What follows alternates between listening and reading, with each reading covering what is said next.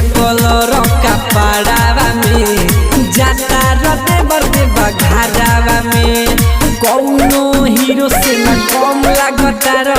सच कोही देवर भोला के कसम तो बम लागता रो सच कोही देवर भोला के कसम तो बम लागता रो मिक्स बाय एमटेक ब्रदर।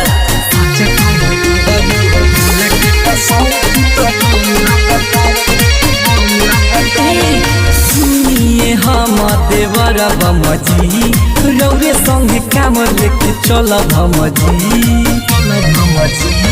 सुनिए हम देवर बमजी रौरे संगे काम लेके चल भमजी लगे आके नाच काहे दूर भागता रो चिलम से भी ज्यादा गरम लागता रो सच कही देवर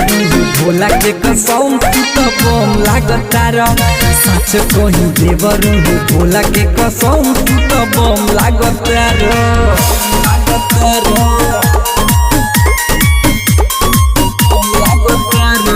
बाबा के महिमा भारी बा जात सब देख नारा नारी बा बाबा के महिमा भारी बा जात सब देख नारा नारी बा प्रेमी हो पुजारी से न कम लागता रो हंस एक हाली काहे बम लागता रो सच कोही देवर भोला के कसम तो बम लागता रो सच कोही देवर